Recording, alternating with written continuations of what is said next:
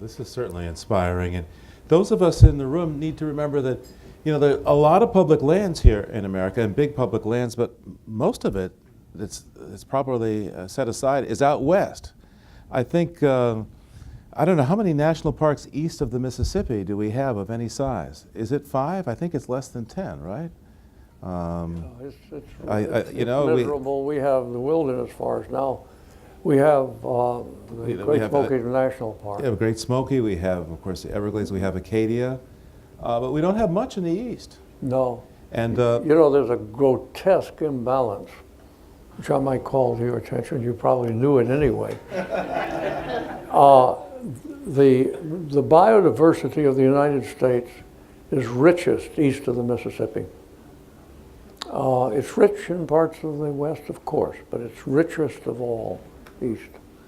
And the West has the parks, and the East has next to none. So maybe the time has come to start putting pressure during the Clinton administration, would be a good time, on trying to devise national parks, and I'll tell you how that can be done. All right. We're listening. 2 times I've had the privilege of addressing the superintendents of the National Park Service when they were in session once a year, and twice I made the suggestion and nobody moved. But I got silent voices later. Yeah, I agree. Keep it up.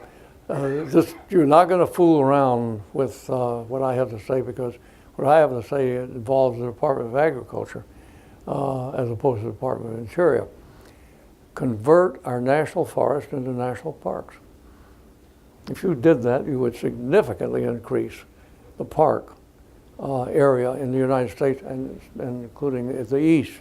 And if that's some of them do not have the thrill of Yellowstone, nonetheless, they have a lot, those national forests. They could be built into centers of education, of family entertainment, of science.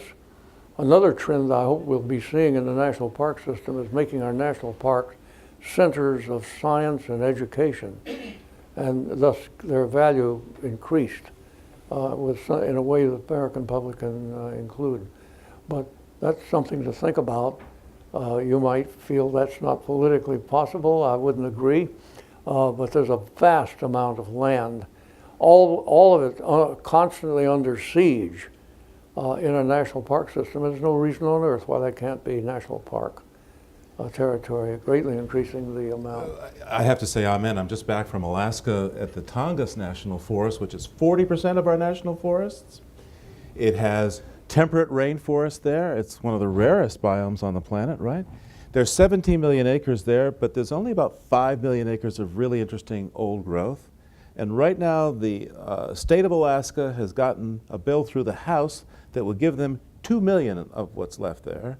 And the Senate, this could show up in a rider any day, because Lisa Murkowski, the senator from there, is chairs Energy, Natural Resources, is on appropriations, and the Alaska permits clear cutting. And I have to say, Ed, when I was out there, I mean, these trees, it's like you're in a cathedral. These trees are so tall. Yeah. It's just amazing. And people think of the megafauna because there are bears wandering around and there's all kinds of stuff. But what's really cool is you look down on the ground and you can walk through there.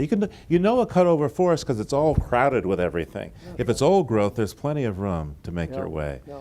And it's just spectacular. I'm not a botanist, I'm not a biologist, I can't identify all those things, but everything is so interesting and bright and fresh. And of course, here we have the White Mountain National Forest, which folks like the Appalachian Mountain Club have kind of turned it into a bit of a park, but still, people, cutting still happens there.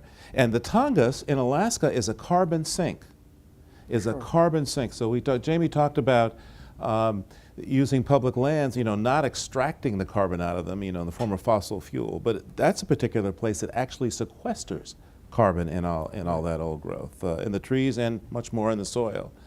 So this is a terrific notion. So what's a thought you'd like to leave us with? Because I see that we have kind of run out of time here. We just got started. I know. But I think, listen, I think that, I think the public is ready for this. I think we have a lot of science behind it. I think we need a lot more science, and we should promote that and grow that whole area of biology more than we've allowed it to grow during the molecular revolution.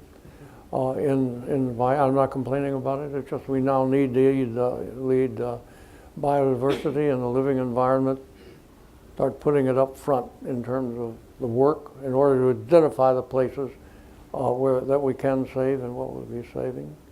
And beside that, I would say from all I know about the Wilderness Society, y'all just keep on doing what you've been doing. Okay.